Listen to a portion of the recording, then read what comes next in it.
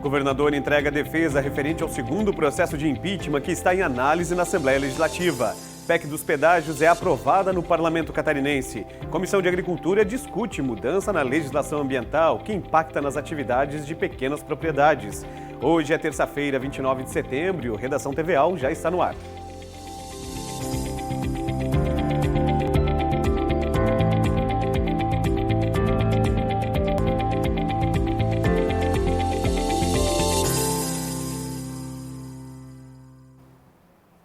A Comissão de Constituição e Justiça admitiu a tramitação da proposta que prevê autodeclaração para isenção de um imposto em Santa Catarina. A Comissão de Constituição e Justiça aprovou em reunião ordinária realizada nesta terça-feira o projeto de lei que permite a autodeclaração para isenção de imposto sobre transação causa-mortes e doação de quaisquer bens ou direitos. De acordo com o texto, a proposta tem o objetivo de resolver o principal obstáculo na criação dos fundos patrimoniais para as universidades públicas. Esses fundos recebem doações de empresas e ex-alunos e são sujeitos ao imposto, que em Santa Catarina tem uma alíquota de até 8%. A proposta relatada na CCJ pela deputada Ana Campanholo tem o objetivo de desburocratizar o processo de isenção do imposto. O nosso relatório é pela admissibilidade desse projeto, inclusive merece receber os parabéns do deputado Bruno por essa iniciativa. E, além disso, nós apresentamos também uma emenda que está relacionada a uma sugestão que foi feita pela própria Secretaria da Fazenda. Sobre isso, eu gostaria de ler nas folhas 13 em diante do nosso voto o seguinte: o Supremo Tribunal Federal, em recurso geral com o julgamento de mérito 2013, discutiu que matéria tributária pode ser competência parlamentar. A ementa do julgamento, relatado pelo ministro Gilmar Mendes, diz que esta é uma iniciativa que pode ser geral, inexistente no atual contexto constitucional, previsão de iniciativa exclusiva do chefe do Executivo. Além disso, a Procuradoria-Geral do Estado também concluiu nesse sentido. A CCJ aprovou ainda o projeto de lei que obriga o Estado a disponibilizar exames para a detecção de Covid-19 aos doadores que contribuírem com os bancos de sangue mantidos por órgão estatal. O projeto foi relatado na CCJ pelo deputado Ivan Artes. Não encontrei óbice a regular tramitação da matéria, razão pela qual apresento um voto pela admissibilidade da tramitação do projeto. Outros projetos de lei aprovados pela CCJ foram o que institui o Programa de Reuso Racional de Águas, o que institui a Política Estadual de Estímulo, Incentivo e Promoção ao Desenvolvimento de Startups em Santa Catarina e ainda os projetos de lei que concedem gratuidade para o transporte de ferry-boat para pessoas com deficiência e para veículos de unidades de saúde pública destinados ao transporte de pacientes.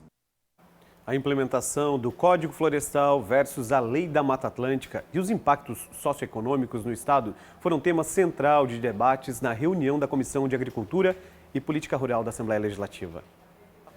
Convidado pela Comissão de Agricultura da Assembleia Legislativa, o diretor da Agricultura Familiar e da Pesca de Santa Catarina, Hilário Gotzelli, apresentou um relatório elaborado pela Secretaria de Agricultura. Segundo Hilário, os impactos com a possível mudança do Código Florestal em favor da Lei da Mata Atlântica terão um forte impacto sobre a agricultura familiar, conhecida também como de pequeno porte. Se for reconhecido a Lei da Mata Atlântica, teremos impacto em 78% das propriedades do meio rural catarinense, né? Isso imagina, e a Mata Atlântica coberta todo o estado de Santa Catarina. Tem um outro fator importante para nós, que 41% do nosso território, né, é coberto com mata nativa. Nós fizemos um estudo aqui no estado, utilizando 151 imóveis, e aí é interessante, depois na frente falaremos sobre isso, fizemos todo o georreferenciamento dos 151 imóveis, e dentro desses 150, qual o impacto que teria entre um e outra, sendo reconhecido a Lei da Mata Atlântica ou o Código Florestal brasileiro. Os deputados que integram a comissão demonstraram preocupação com o tema.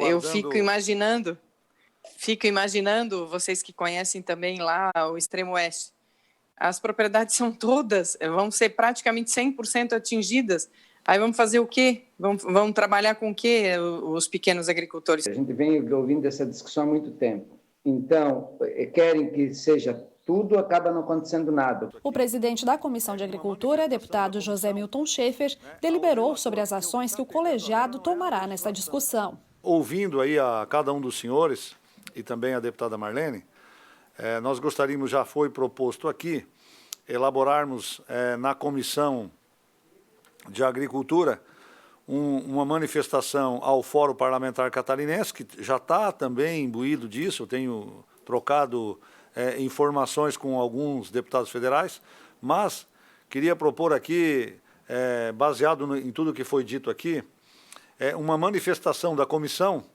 né, ao relator, porque o que está pegando agora não é a legislação, é uma ação que foi entrada no Supremo, que quer tirar do licenciamento ambiental a questão do Código e passar para a lei da Mata Atlântica. O que nós precisamos, talvez, seja apresentar uma visão de Santa Catarina, uma visão política da Comissão de Agricultura sobre esse tema ao ministro Luiz Fux. Na reunião, os deputados também votaram projetos e aprovaram por unanimidade a proposta que altera o Código Estadual do Meio Ambiente. A matéria, que foi relatada pelo deputado Volney Weber, tem o objetivo de elaborar e implantar o Plano de Controle de Poluição Veicular. O Plano de Controle de Poluição Veicular serve para subsidiar a tomada de decisões em diferentes situações, tais como controle de emissões, verificação da qualidade de vida, controles sanitários, monitoramento de tráfego, zoneamento ecológico e econômico, desenvolvimento da indústria e da agricultura, bem como segurança ambiental. A PEC que prevê a suspensão das taxas de preservação ambiental, os pedágios de acesso aos municípios de Santa Catarina, foi votada hoje pelo plenário da Assembleia Legislativa. Em Santa Catarina, dois municípios aplicam a TPA, Bombinhas e Governador Celso Ramos. Com 20 votos a favor, 3 contrários e 3 abstenções, os parlamentares aprovaram em plenário a proposta de emenda à Constituição, de autoria do deputado Ivan Nates, que busca proibir em Santa Catarina a cobrança de taxa de qualquer natureza que limite o tráfego de pessoas ou de bens, inclusive por meio da taxa de preservação ambiental, a TPA, que já é cobrada pelos municípios de Bombinhas e Governador Celso Ramos. Nates comemorou a aprovação da PEC, que tramitava na casa desde o início de 2019. A Assembleia Legislativa deu hoje uma mostra significativa de que não vai tolerar mais a cobrança de impostos, o aumento de taxas e nem uma espécie de limitação de pessoas para ir e vir dentro do Estado. As praias são um espaço público, um espaço que pertence aos catarinenses e todos os catarinenses têm livre acesso. Em Bombinhas, a taxa de preservação ambiental é cobrada desde 2015 dos turistas que entram na cidade. A cobrança acontece durante a temporada de verão e é realizada através de um sistema eletrônico de leitura de placas de veículos. Nesta última temporada, a taxa para motocicletas foi de R$ 3,50 e para automóveis foi de R$ 28. Durante a votação, vários deputados se manifestaram contrários à manutenção ou criação desse tipo de taxa. Se nós não dermos um estanque, nós vamos ter que, daqui a pouco, deputada Marlene, ao andar por Santa Catarina, ter um passe livre, como a gente tem dos pedágios, porque serão, a cada limite de município, teremos uma nova taxa a pagar, porque a gente estaria utilizando o espaço ou levando alguma coisa para lá. Se a gente colocar uma cancela na entrada de cada uma dessas cidades aí, a gente vai estar cerceando o direito de quem não tem aqueles R$ 45. E, por incrível que pareça, possa parecer até extraordinário para alguém, muito esse dinheiro faz diferença na vida de muita gente.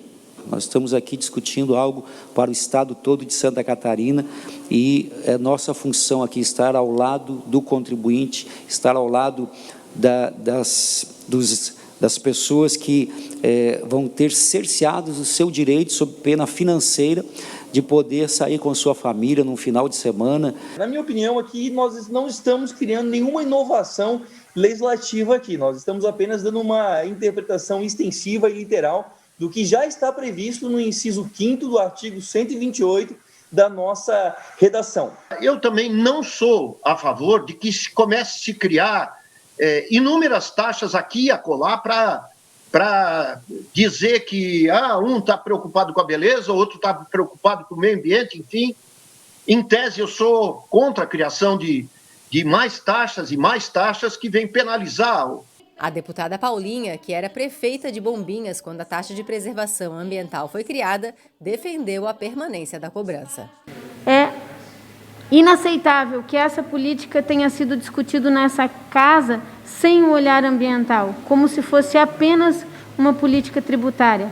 A TPA de Bombinhas é uma política ambiental, de sustentabilidade ambiental, que recebeu prêmios internacionais, inclusive, e não vê no parlamento amparo para se tornar defensável. Segundo a parlamentar, a aprovação da PEC de Ivan Nats não vai impedir que Bombinhas continue fazendo a cobrança. Essa lei ela não interfere na TPA de Bombinhas e nem em quaisquer outras taxas que sejam criadas no âmbito municipal, porque o Código Tributário Nacional e a própria Constituição asseguram esta competência aos municípios. A Assembleia Legislativa fez a parte dela. Então, aí o Ministério Público, o Poder Judiciário, pode fazer a dele quando for enfrentado. Aliás, o Ministério Público sempre foi parceiro da PEC. Né? Essa matéria é uma matéria controvertida nos tribunais. Ela passou, com relação a Bombinhas, numa votação muito apertada. Eu acho que agora a gente põe ponto final nessa matéria. E você vai ver a seguir, governador Carlos Moisés entrega defesa sobre o segundo processo de impeachment. E ainda, deputados derrubam veto do governo e prorrogam prazo de concursos públicos em Santa Catarina. A gente volta já.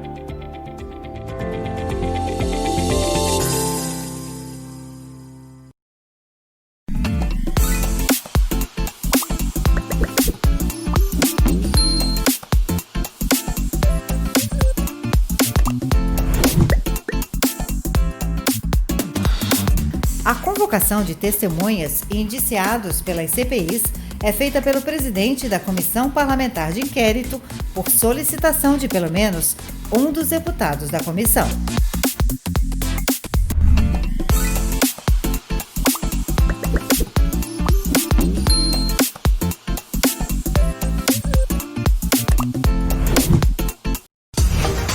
Segurança, economia e praticidade. O e-título está cheio de novas funções. Elas permitem que o usuário resolva um montão de pendências sem sair de casa. Dá para emitir certidões como a de quitação eleitoral e o nada consta criminal eleitoral. Você pode consultar o local de votação e os débitos eleitorais. E olha só, por meio do título digital, o eleitor pode se cadastrar como mesário voluntário. E ele está muito mais seguro. Agora o aplicativo só abre se você colocar uma senha de acesso. Mais de 1,5 milhão de pessoas já baixaram pela App Store ou pelo Google Play e economizaram cerca de 16 milhões e meio de reais. Não vai ficar sem o app, vai?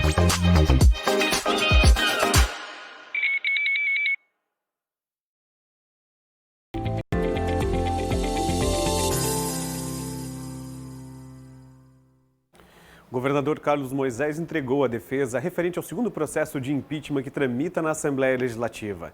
Nesse caso, parlamentares apuram a responsabilidade dele e da vice Daniela Rainer na compra de 200 respiradores e da implantação do hospital de campanha que seria instalado em Itajaí, no litoral norte. Os advogados do governador Carlos Moisés da Silva entregaram nesta terça-feira, dia 29 de setembro, a defesa referente ao segundo pedido de impeachment que está em tramitação na Assembleia Legislativa. Nesse segundo pedido, Moisés e a vice-governadora Daniela Rainer são denunciados por crime de responsabilidade no episódio da compra dos 200 respiradores mecânicos que nunca foram entregues. Os equipamentos seriam destinados aos hospitais do estado para uso em pacientes com o novo coronavírus.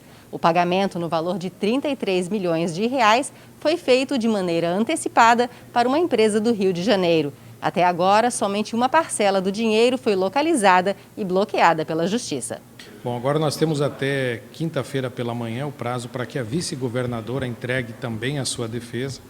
A partir daí nós temos um prazo para convocar a próxima reunião. Se a vice-governadora entregar ainda nesta quarta-feira a sua defesa, na quinta-feira pela manhã nós teremos a reunião da comissão. Caso contrário, que ela entregue só no prazo na quinta-feira, a nossa reunião da comissão será na terça-feira. Fazendo reunião na terça-feira, se for o caso, o relator terá até 5 sessões legislativas para apresentar o seu relatório, ele ser votado por esta comissão, publicado e depois levado ao plenário para votação pelos 40 deputados. Remanescentes de concursos públicos têm prazo de espera ampliado. Depois do governo rejeitar a proposta, a Assembleia Legislativa reverte e aprova a medida durante a pandemia. Os deputados rejeitaram em plenário a mensagem encaminhada pelo governo estadual vetando um projeto de lei referente a concursos públicos. A proposta, de autoria do então deputado Ulisses Gabriel, suspende os prazos relativos a concursos públicos em Santa Catarina, enquanto vigorar a situação de calamidade pública referente ao novo coronavírus. Com a rejeição da mensagem de veto, o projeto do parlamentar será transformado em lei. O deputado Kennedy Nunes foi o relator da matéria na Comissão de Constituição e Justiça. Nossa preocupação é que esses concursos públicos, eles sempre têm uma legislação bem rígida. E nesse período em que nós ficamos parados, nesse ponto, alguns acabaram vencendo. E o próprio governo não teve nem como chamar. Então, a preocupação do deputado Ulisses Gabriel, quando fez isso, foi dar a garantia para que esse hiato de tempo, que tudo parou, não venha prejudicar no concurso. Portanto, assim, todos os concursos que venceriam nesse período, eles serão transferidos para o ano que vem. Nesta quarta-feira, a Assembleia Legislativa promove 2 audiências públicas. Às 9 horas da manhã, parlamentares recebem o relatório de prestação de contas do segundo quadrimestre de 2020. É o balanço fiscal da Secretaria de Estado da Saúde. Já às 11 horas da manhã, os deputados acompanham a apresentação das ações do governo estadual no combate ao novo coronavírus. E entre os assuntos, recursos e resultados, números e estatísticas. E o Redação TVAL termina aqui. Mais notícias você confere na nossa programação, no site e nas nossas redes sociais. Boa noite para você e até amanhã.